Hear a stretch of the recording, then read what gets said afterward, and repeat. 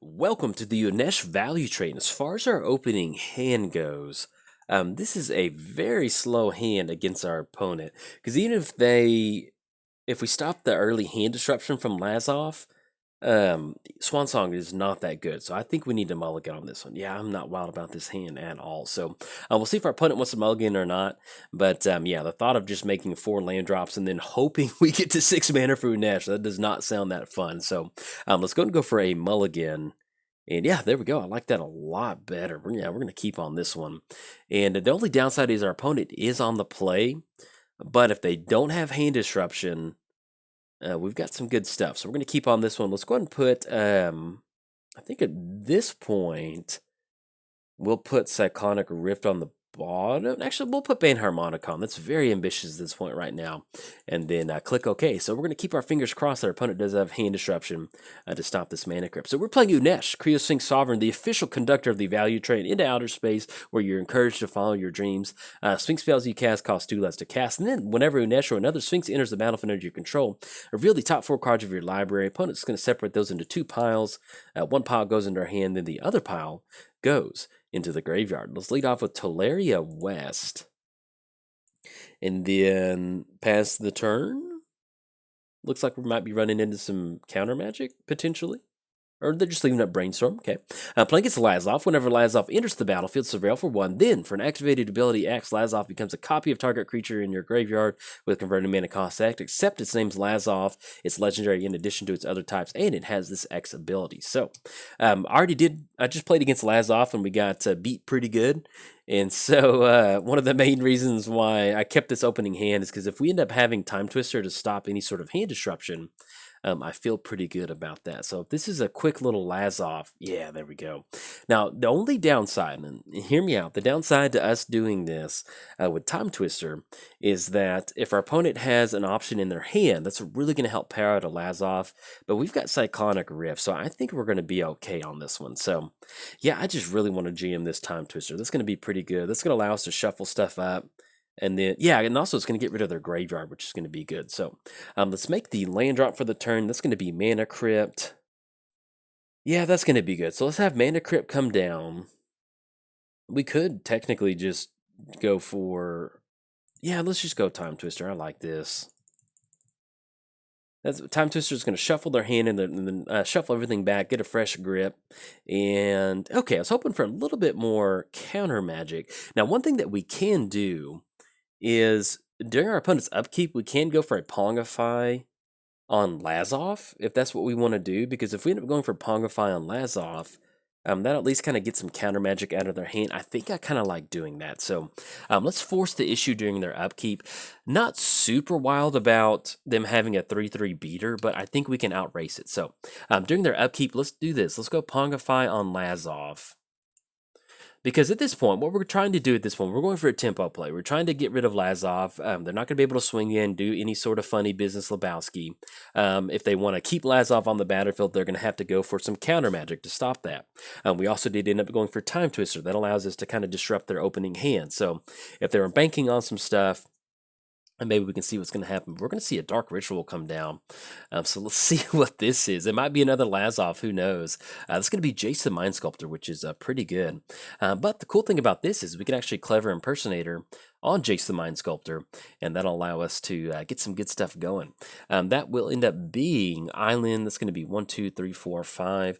So if we end up going for a Clever Impersonator, we're not going to be able to protect Jace, and so we definitely want to be able to protect Jace. So at this point, we're going to try to leave that up. So we're going to try to at least go for Unesh, and then slowly kind of roll it out from there. So, all right, let's see what we hit off this. This is going to be Mana Crypt trigger. Let's go choose Tails on this bad boy.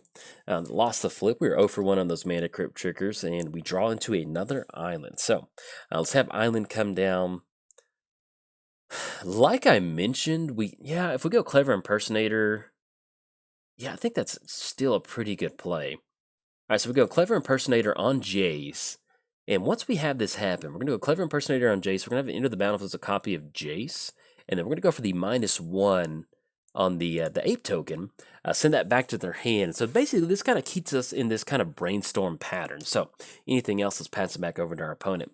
If you don't know the Boogeyman tends to play competitive commander decks all the time, and then a lot of his or her decks are very tough to play against. So this is why I'm playing the Unesh value train against Lazav, is because depending on how I splice the video together, if you saw a video before this, you know what I'm talking about, or it might come after this, who knows. But this build of Lazav is a pretty cutthroat deck. There's a lot of hand disruption and a lot of counter magic, and knowing how our opponent tends to build their decks, this should be a pretty good match. But I like what's going on so far. We've got double dueling Jaces.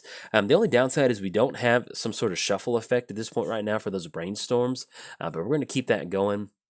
The other good thing is once you have Unesh down, because that's going to be, let's kind of play this one out. So we got Mana Crypt, that's going to be Island next turn. That's going to be 1, 2, 3, 4, 5, 6. So we're actually going to have just enough mana for Unesh value train. And between us having Temple of the False God and Midnight Clock, I think what we want to do is we just want to keep running Unesh out into any sort of counter magic. If they've got counter magic, they've got it. Well, yeah, I think we're okay with that. Because eventually we can build up some good mana with Nykthos too. Yeah, we'll see. Let's see how our opponent kind of plays this turn out. If they leave their mana tap down, we're definitely going for Unesh, because at least at that point, we're going to be able to get a Factor Fiction on the battlefield. So it's going to be Search for Azcanta, which we're okay with at this point right now, because that's just going to leave them on something like Spell Pierce, which, yeah, so we're going to be able to jam a Unesh pretty quick. I kind of like that. So let's go and choose Tails on this one. One the flip. We were 1 for 2 on those Mana Crypt triggers. And let's have Old Island come down. So let's go for the 0 ability. Yeah, because what we can do is we can actually set up a little bit of a Jason Mind Sculptor kind of flip. Yeah, I think that'd be kind of good. So Mana Vault. Ooh, we can get ahead on mana on this one. So let's put Island on top. And then we'll put Island on top, because we're pretty good on mana at this point. All right, so we end up going Mana Vault. That's going to be 1, 2, 3, 4, 5, 6, 7, 8. And we want to get as much value right now as possible. So let's tap down Mana Crypt. Let's have Mana Vault come down. Ooh, Mental Misstep. Okay. All right, so what we're going to do in response to that is probably end up going for Stroke of Genius. That way we can draw those last 2 islands. Oh, that's a bummer. Okay.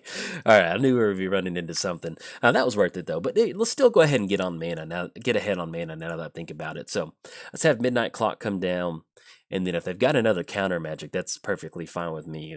As long as we can kind of keep running value stuff out into our opponent's face, I do like that. So anything else? Let's go ahead and pass turn over our opponent. So what we can do is we can put an additional Midnight counter on Midnight Clock at our opponent's end step. So we'll try to go for that. And then at the end of the day, we still have Temple of the False God. That's going to lead us to a really nice Stroke of Genius. So, and this is what kind of makes playing, at least knowing how our opponent tends to build their decks, this is what makes this type of match a lot of fun, is that we're just trying to just jam as much value stuff as possible. Because if you haven't played against competitive Lazav, typically one of the things they want to do is make it unblockable and then go for Phyrexian Dreadnought. And that's just basically not one hit, but it's a 2-hit commander damage right there, and that's pretty rough sometimes. So they did end up grabbing a Demonic Tutor off of Mystical Tutor, so we're going to see what they end up going for. They are going to brainstorm. Them grabbing Demonic Tutor doesn't mean they're going to try to combo off right now. It could be a little bit more of kind of a value play for late game, just to make sure they have something. Maybe they have a combo piece, they're going to grab the other piece. So with them hitting a Demonic Tutor like that pretty quick, well, it's not the end of the world. And I like the art on that Demonic Tutor. I like the older one, but that is a very nice version of the newer one. So there we go. But yeah, as far as the Unesh value train, Unesh and I would like to take some time out during this video to say thank you for choosing to ride with us on the space train into outer space, where you're encouraged to follow your dreams. I know there's a lot of space trains you could choose to ride on, and the fact that you decided to ride on Unesh's and I's value train, where you're encouraged to follow your dreams, that is very happy. It makes us very happy that you decided to support local businesses too, because Unesh has a lot of sphinxes to care for, and it takes a lot of upkeep to keep this value train going. It's kind of hard to build a train big enough to hold a bunch of sphinxes, and you know how how many different personality of sphinxes there are. Just imagine trying to keep all of them in check. I mean, it's pretty wild. The upkeep cost on the value train is pretty high. So anyway, we would like to thank you for deciding to fly on the Unesh value train. So let's go for a midnight clock activation. We're going to put an hour counter on here. Opponent didn't really roll anything out. There we go. That's going to be 2 hour counters. That'll be 3 next turn. We are completely tapped out. So if our opponent wanted to jam something right now, they could. But it looks like we're in a good spot to do that. So, all right, so we're going to get an hour counter on Midnight Clock. And that's going to be Mana Crypt. Let's go and choose Tails on this one. 1 the flip. And then I think we're 2 for 3 on those. And Temple of the False God's going to give us access to extra mana. So let's go for the Brainstorm ability right now. We're going to draw 3 cards. That's going to be, ooh, yeah, that is good. So let's put Double Island back on top. And I think at this point, we'll put just Double Island back on top. And then anything else, let's just go and pass the turn to our opponent. I think that'd be good, because if we can jam a Stroke of Genius, I definitely want to force that. And we also still have the Force of Negation backup too, which is going to be very good for us. So let's just do this. Let's just go and pass the turn. And this definitely feels like a very nice game of chess, into where we're both just kind of waiting for the first person to crack. So we might be able to get our opponent to crack with this Stroke of Genius with Force of Negation. We do have backup with Guardian. That's going to allow us to exile, at least have a free exile effect off of that. So, but let's see what they end up going for. They did get a Demonic Tutor down and haven't shown anything for it, so they might have just grabbed some counter magic, who knows. But yeah, as far as any changes to the Unesh value trade, it's pretty straightforward as what we did last time. I can't remember the last time that I did record the Unesh value trade, but we do have, there's a Sphinx that enters the battlefield and allows us to return a creature back to our hand, and so that is in here, and it's also really good because it's 4 total mana. It's double blue, double colorless, and so it just ends up being a 2 mana Factor Fiction for 4, and then do it again if you want to. I can't remember if it says return a creature or return another target creature, but either way, just being able to return a Sphinx back to your hand to recast it is a very nice feeling. But opponent's going to go for Jace. So if we end up going Stroke of Genius, that's going to be 1, 2, 3, 4, 5. That's going to be Stroke of Genius for 5. That would definitely allow us to get ahead on mana very quickly. So we'll see what. It's time to make Lazav. If you're keeping score at home, it's time to make baby Lazav time at this point. So, do we want to Force of Negation on this Inquisition of Kozilek? Oh, goodness. Yeah, I think we do. Or what we can do is we can try to Stroke of Genius. Yeah, let's do this. All right, yeah, I think I kind of like doing this as a tempo play. That's going to be 1, 2... So that's X is going to be 6. So what we're going to do is we're going to have a pretty good little stack going. They've got 5 cards left in the hand, and let's see what this is going to be. Because if this Stroke of Genius goes through, we're okay with this. Because we're going to draw 6 cards, and we'll let this Inquisition of Kozilek go through. Now, if they only have 1 free counter magic, or if they're banking on 2, they'd almost have to have 2 counter spells for this not to work. So let's see what else we can do, though. But yeah, I kind of like forcing this Stroke of Genius right here, because typically when you're playing like competitive Commander like this, it gets to a choke point to where who can assemble the most value as quickly as possible, and I feel like the game's kind of getting to a choke point at this point right now. So let's see what our opponent. They're gonna go Flusterstorm. Oh, bummer. We're not gonna be able to pay for that 1, and they're still gonna be able to force on that. Oh, that is a bummer. Okay.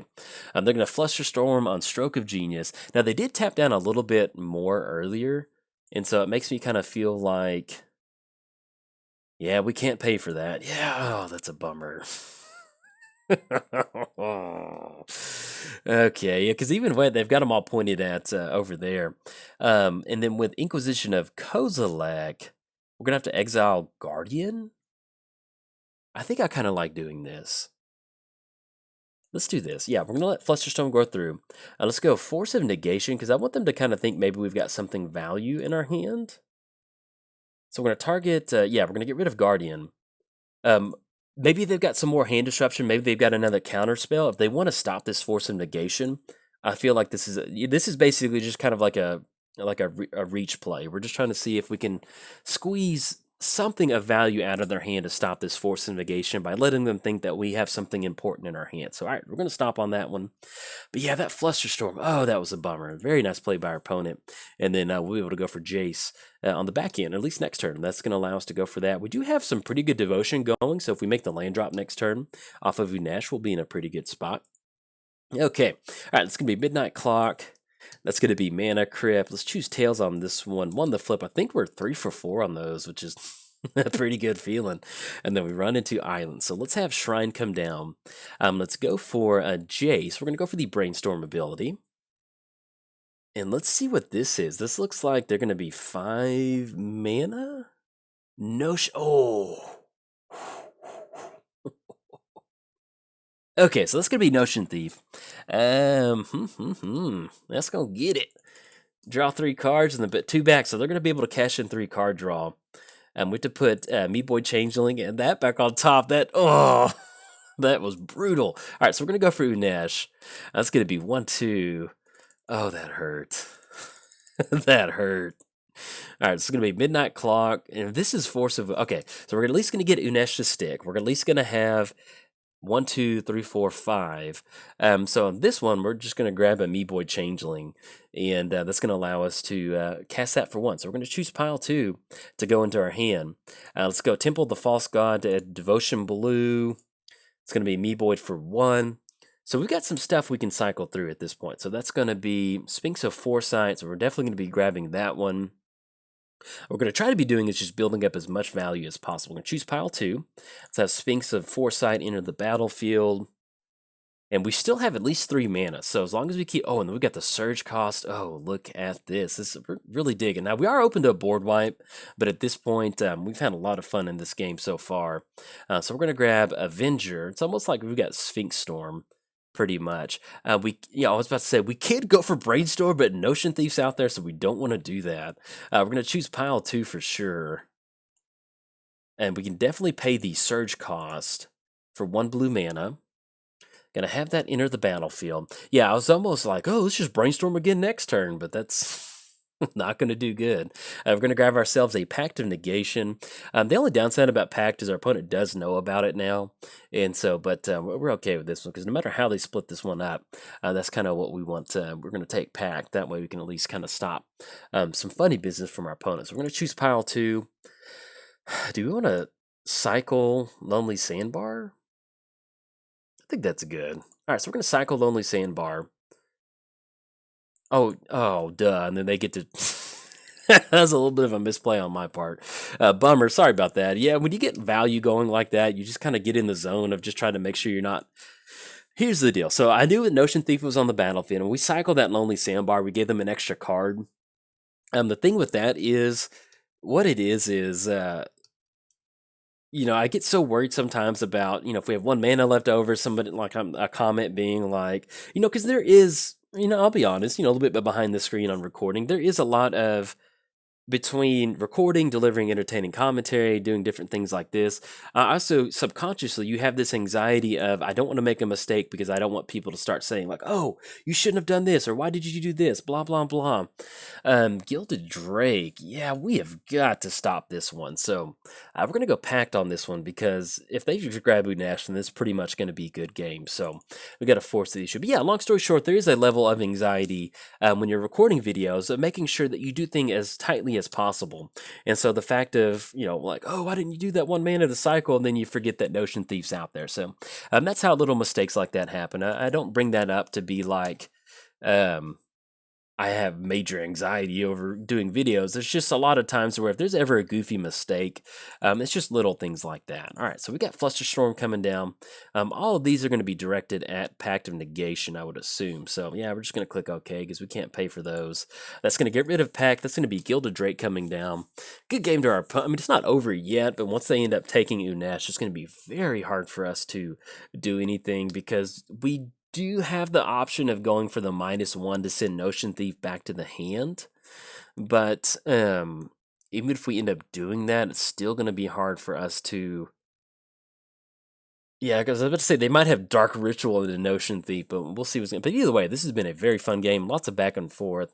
But once they have Unesh, if we can't stop that, then that might end up being a good game.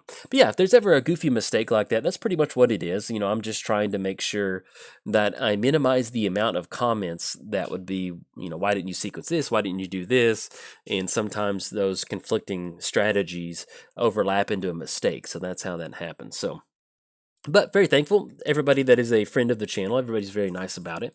And so I'm very appreciative of that. But yeah, there's just a little bit behind the screens. That's typically why goofy mistakes like that happen, is because I'm just like way overthinking, or at least just trying to make sure I maximize every bit of value out of our turn. So opponent's going to have 3 mana. Let's see what they're actually tapping out for. Okay, and that's going to be a dig through time. So they'll be able to look at the, this game's not over yet. We still got, some pretty good flying in the air.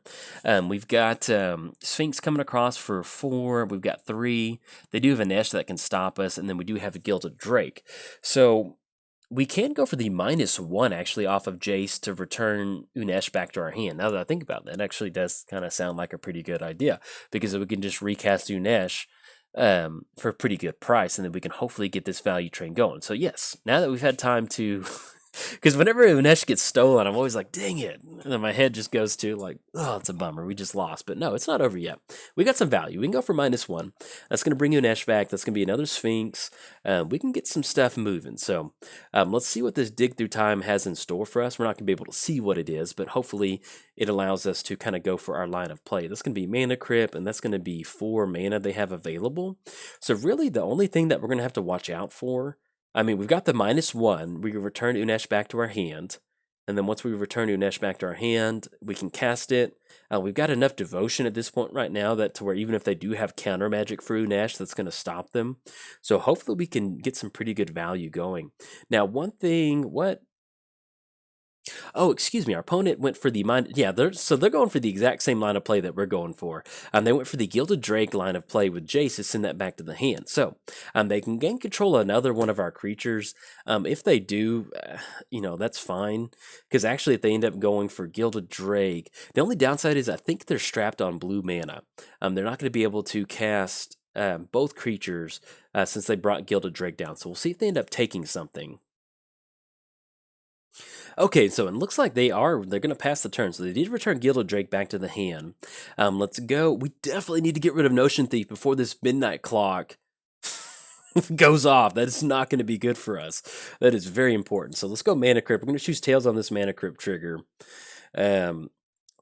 Lost the flip, so I think we're like 2 for 6 on those. We've gotten to the point where it's going to be hard to remember that. Midnight Counter on Midnight Clock. That's going to be a scurry one for Sphinx of Foresight. Okay, well, I mean, that is a Sphinx. Yeah, we'll put that on top of our library. We're okay with that. Okay, and then let's get this bad boy started. So let's see if we can go from here. So let's go for the -1 ability. Return target creature to its owner's hand. Let's see if we can get this value train kickstarted. They don't really have any flash. We'll see what they're going for at this point right now. Oh, we got hit with Tails in. Oh, that is brutal. All right, that's it. Okay, do we want to go for? I'm telling you, my win percentage against the Boogeyman is like 0 for. Whew. Okay, so we've got enough stuff to go for Midnight Clock, but we don't want to do that with Notion Thief. We can go for Glyph Keeper as a value play, because we do want Jace to stick around. And I think we need to do that. So let's do this. So let's go Glyph Keeper. The very least with Glyph Keeper is that, yeah, with Glyph Keeper, that's going to allow us to give us some sort of threat on the battlefield. So let's have Glyph Keeper come down. And then we're going to go ahead and pass the turn, because we need Jace to stick around to get Unesh back on our side of the battlefield. Oh, that was beautiful play by Tailsy. Yeah, with Boogeyman, if you're new to the channel, Boogeyman and I have been playing for a very long time, and I don't always play against the Boogeyman because, like I mentioned, they play a lot of competitive commander lists, especially 1v1.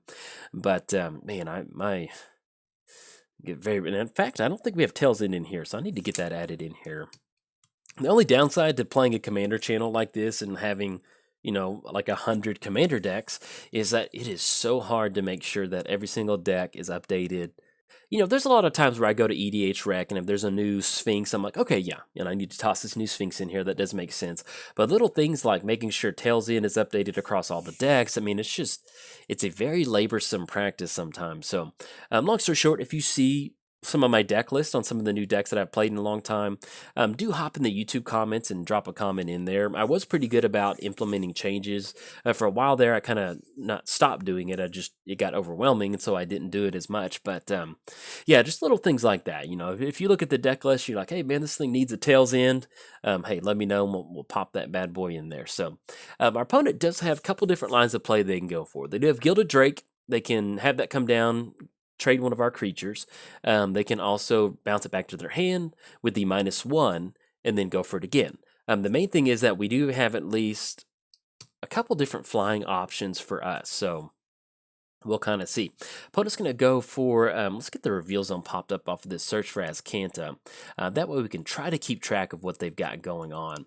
But like I mentioned, with this Unesh value train, we got some good Unesh triggers going, and that's what makes this deck fun. So I know this deck tends to be, there's a lot of times where we get a value win where we assemble so much value, it's hard to kind of stop that. And so I really wanted to kind of test it against the Boogeyman. So we've had some good magic back and forth for sure. So let's see what this search for Azcanta is going to pop into their hand. Ooh, and they find Pithing Needle off search for. Oh man, sometimes your opponent they just got you sometimes, and that's definitely going to be it. So Pithing Needle on Jace is pretty much going to stop the game, because once we get this midnight clock to resolve, that is going to be very hard. So let's see what we can do. Okay, they're going to go for the -1 off of Jace. That's going to allow them to go for Jace again, grab one of our flying creatures, and then that's going to be, once they go Pithing Needle on Jace, we're probably going to scoop it up, because depending on what we draw into, basically what's going to happen is this midnight clock is going to shuffle in, and then we'll draw 7 cards, but our opponent with Notion Thief is going to be able to draw those 7 cards. So we don't want that to happen. So if we don't hit anything next turn, I'm going to go and scoop it up. This is just sometimes where if you just get beat, hey, everybody's human, and we've had everything just stopped in a very, very efficient way. So I'm just going to be like, all right, old Jace over there wins the good fight before we even get the opportunity to have that midnight clock come down. So let's go ahead and choose Tails on this one. Let's see, 1 the flip, and then let's see, mana drain. So even if we mana drain at this point, each player draws a card and then discards a card. Yeah, I'm going to go and scoop this one up, because now that they've kind of got that locked down too, that's going to be really hard. Yeah, good game on this one.